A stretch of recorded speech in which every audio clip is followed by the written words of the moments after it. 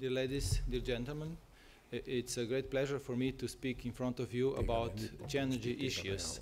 I'm coming from energy company working with producing electricity, selling electricity and gas, and I would like to share you a few of our thoughts about future challenges. And we have a significant challenge ahead of us. We have to decarbonize energy production sector if we want to decarbonize society.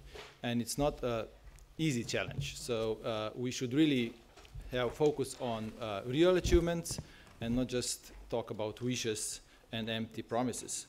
So, but before we talk about energy systems or challenges of energy systems, I would like to challenge you, what is really an energy system? When we talk about energy system, what we are talking about? Are we talking about the energy vectors or currencies, as we say, about gasoline, about electricity, about heat, so something that we transfer from the production to consumption? Are we talking about consumption, car, light bulbs, telephones, everything that needs electricity or energy? Or are we talking about sources?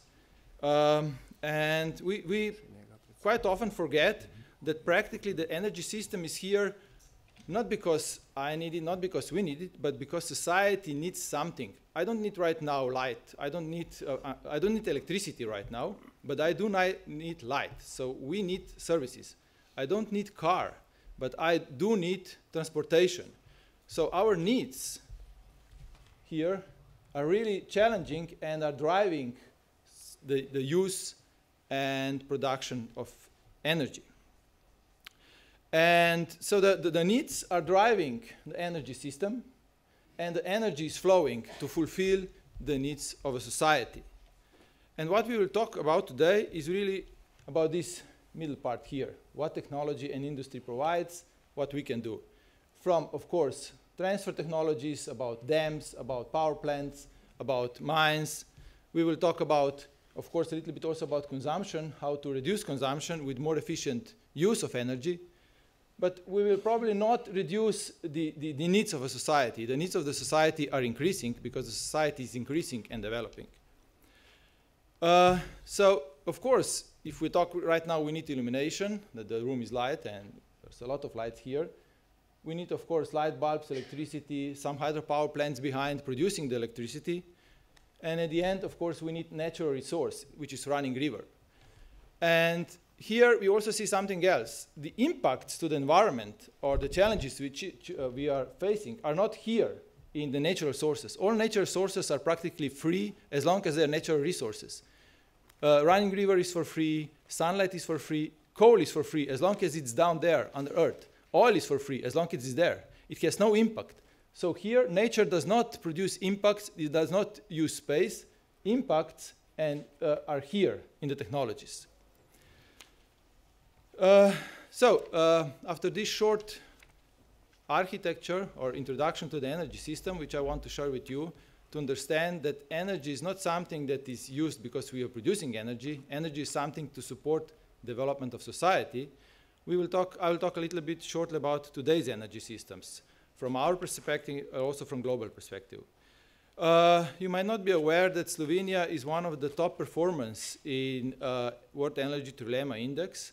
World Energy Trilemma Index is a ranking of energy systems around the globe, produced biannually by World Energy Council. And Slovenia was among top 10 in last 6 or 8 years. In last year, we ranked number 6. Even a little bit better we did on the energy security. So the Energy Trilemma is looking at 3 really important issues: energy security, how reliable and how secure our supply of energy is, environmental sustainability, about impact to the environment, of course, energy equity, the costs, preventing energy poverty and everything. As mentioned, Slovenia is number 2 in energy security. We have a very diverse energy mix which functions well and is also from the international standpoints seen as really a good energy mix. Then I will reflect this experience also from Slovenia to global issues. So what is the energy systems on a global side today? And I will try to conclude with energy systems of tomorrow. So what are really the global challenges? And as mentioned before, the real global challenge is decarbonization. We are we all know that we need to decarbonize our society, we need to decarbonize our life, and the keystone, or the most important part in this decarbonization is to decarbonize energy. And when I'm talking about decarbonization, I'm talking about deep decarbonization, which means that energy must be produced with less than 50 grams of CO2 per kilowatt hour. 50 grams is, for example, if I compare, coal is around 1,000 grams, gas, if you are using a very efficient closed cycle, is around 400 grams. And if you burn gas directly just to produce heat, it's a little bit more than 200. So practically, deep decarbonization means no fossil fuels anymore. And of course, because we need to do this in engineering way and economic way, we need to produce this. I will conclude with the costs of decarbonization. So what is this really going to cost us? So as mentioned, I come from Gen Energia, which is one of the largest Slovenian energy groups. We are practically producing electricity in decarbonized way. Our main activities are production of electricity. We have a nuclear power plant, we have a hydropower plant on Sava River, and gas-fired power plant for backup. And we are also investing in solar, hydro, and new nuclear build. And we are trading and retailing electricity and also gas to final consumers. And this is becoming, it is also an important part here because, as you will see, Slovenia is importing, so we need to buy a little bit more energy than we produce. Our production portfolio was in 2018 99.7% without CO2 emissions.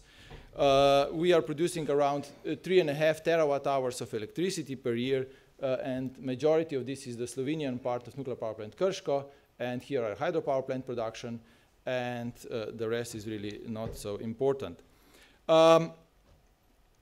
As the investment point, because of course, if you want to have reliable, low carbon and competitive production of electricity, we know that we need to invest constantly. And in last 5-6 years, we are investing approximately 100 million euros each year in our existing and in our new capacities, so to boost production and to boost reliability. We are investing, of course, in existing nuclear power plant Krško. We are expanding our chain of hydropower plants on the lower Sava River and middle Sava River, and this will be presented a little bit more later in this day. We are also developing plans for the second unit of Krško nuclear power plant. In general, we try to keep our production portfolio low carbon emission portfolio. Not to mislead you, even though we are investing 100 million each year, and also other companies in Slovenia investing, Slovenia is still importing electricity. And the import of electricity is increasing.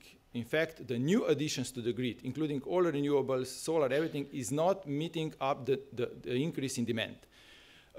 In Slovenia is producing around 14 terawatt hours, so you can see that we are not the biggest group, and we are consuming around 16 terawatt hours of electricity per year.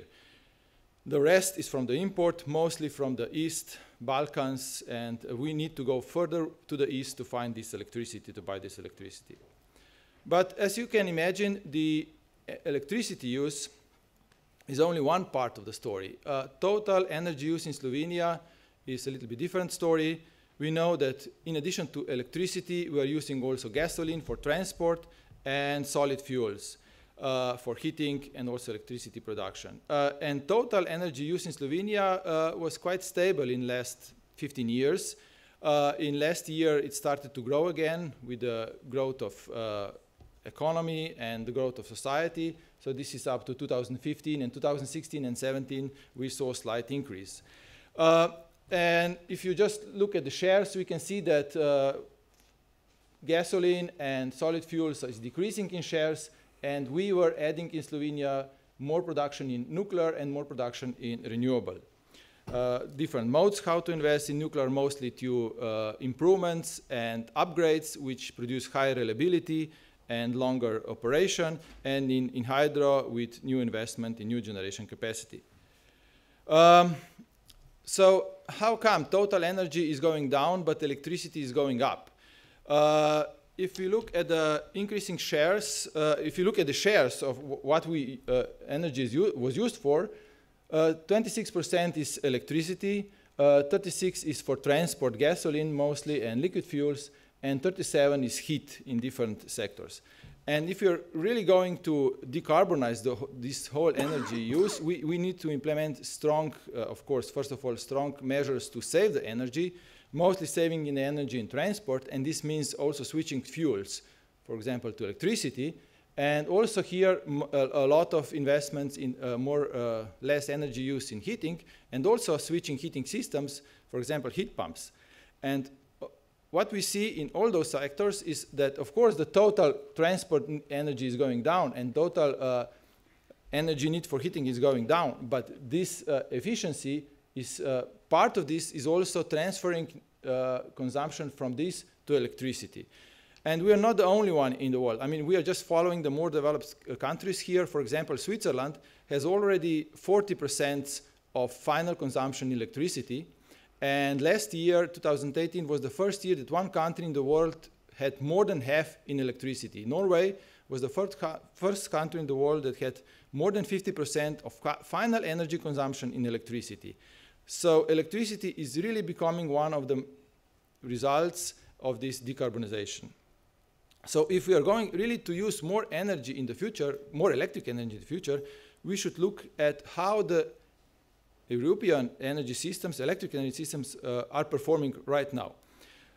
This graph shows you actual data from 2017 for different energy systems. Each color is one country, and each dot is 1 hour of production. For example, this dot here, it means that this system was operating at 10,000 megawatt at the moment, and it was producing 1 kilogram of CO2 per kilowatt hour, which means, of course, this was coal. And it would come to no surprise to see that this country is Poland. So Poland was here, it was producing around 1,000 kilograms per megawatt, and the size of the system was like here. Germany is here, it is really spread from quite CO2 intensive to also CO2 very small, but in general it is around 600, 500 grams. Slovenia is quite well here. We are just about 200 grams per CO2 per kilowatt hour.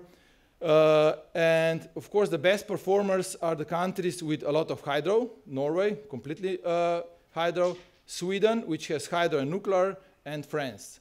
This is England, for example, which has also nuclear, and then it's low, but when it has to also implement everything else, it's high. Also Spain here is low. So we can see that countries with nuclear in their mix are somehow on the better side. And just to remind you, our target is here. We need to be below 50. So the task to coming down here is not an easy task. And I found also something else which is very interesting in this slide. We can see also the flexibility of the system. The most flexible system in Europe was France. The France can go from 30,000 to more than 90,000, and it is oscillating up and down through all the year here. So it is changing its size or power production for more than factor of 3. In fact, this might come a little bit of surprise because most of you we were thinking about nuclear as very unflexible and very base load operation. In fact, nuclear can do load follow, and nuclear is doing load follow, and it's flexible enough, but it's not used for load follow because it has the cheapest production. And if you have something which is really cheap, you're also implementing it first in the line and you're using it as base load. So the reason is not technically, it's more economically. And these trends of increasing electricity consumption is not just Europe, is not just Slovenia, is global. Global energy consumption is increasing, and according to International Energy Agency, it is increasing in OECD countries and in non-OECD countries. In non-OECD countries faster. In OECD countries, production is a little bit stagnant right now, but we are importing more in OECD countries. The world, are not on track with our CO2 emissions. Indeed, our CO2 emissions went down in 2017, in 2016, in 2015, but in 2017, in 2018, CO2 emissions globally rose again. And the major reason to rise was gas and increased consumption. In fact, globally, we are adding more production capacity, non-renewable and CO2 emitting, than we are adding renewables and non-CO2 emitting capacity. So in fact, if we want to be in track with Paris Agreement, if we want to be in track to our goals to decarbonize society, we need to do more in decarbonization. And we can look in the past. So how were energy systems decarbonizing in the past? These are actual data, the best 10 years per country of how much CO2-free capacity was added to the system. And the most was here Sweden, when they were really implementing their nuclear. France is also here. They did a really fast decarbonization when they changed the energy system. The recent decarbonizations with solar and wind are here up. And what is interesting, that decarbonizing with wind and solar in Germany is not as fast as they were decarbonizing 30 years ago with nuclear. So it looks like that in future we will need a combination of both, because just one source will not do the job. And this is also the question that many other countries are challenging. And I would like to draw your attention to the really recent study done by OECD. The study is called Cost of Decarbonization. It was published in January. It is freely available just for download. And it really looks into what are the costs of energy production systems with high shares of nuclear and renewables. The goal of this study was really to study, as mentioned, to go below these 50 grams. It took into account really large systems, interconnected systems, so import is included, storage is included, hydro storage, battery storage, and the major is high shares of nuclear, hydro, and variable renewable energy sources. OECD is putting hydro and variable, I mean solar and wind, on two different boxes, because hydro can do load follow, can follow the demand, and solar and wind are really just variable by nature. And there were 5 different scenarios and some sensitivity scenarios. In fact, the base scenario is hydro, hydro is runoff and storage, hydro and nuclear, and here is some gas for backup, and the size of this system was 100 gigawatts. And then with increasing shares of wind and solar, we can see the size, the capacity, installed capacity has to triple. And also the cost of this generation is going up, and not just production cost of electricity, but mostly the cost of system, because we need to take care of backup, we need to take care of distribution costs, and of course we need to take care of balancing profiles and so on, so that we have the same reliability of the system. What is interesting from the investment point of view, that all future low carbon energy systems are similar in one respect. They are all very capital intensive in the beginning, and then the fuel and maintenance are really low or non-existing.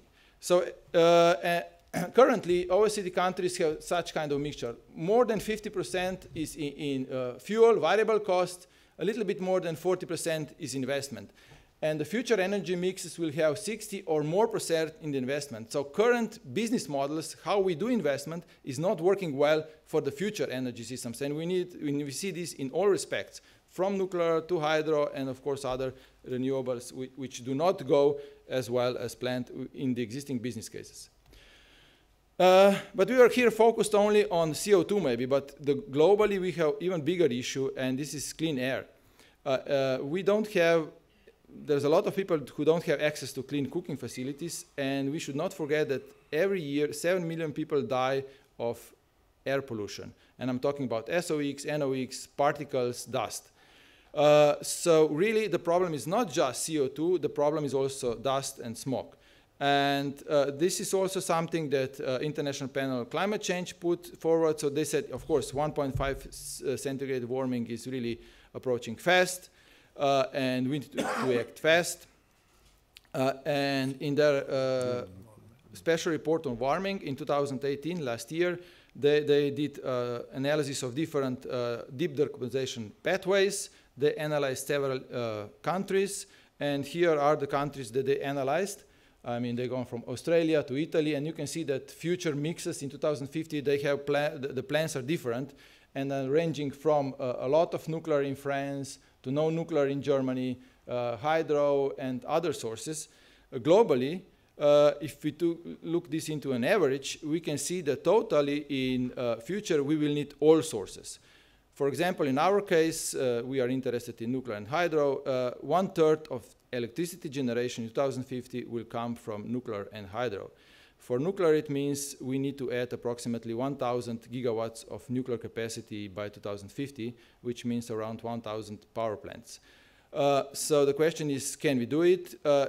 Well, in fact, currently, nuclear fleet in the globally is expanding. Dark blue colors here in the country are countries that are building new nuclear power plants.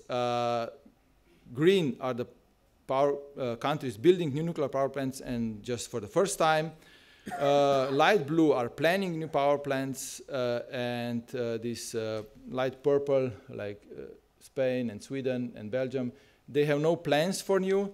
And if you look this in global perspective, you see there's only one country that's actively shutting down nuclear power plants.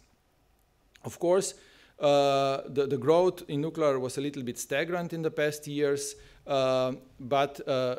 and we are currently, in globally, Foratom reports that we have around 10 power plants connected to the grid each year in the last few years. Currently, there are, but the best years here, when the growth was really fast, it was about 30 power plants per year.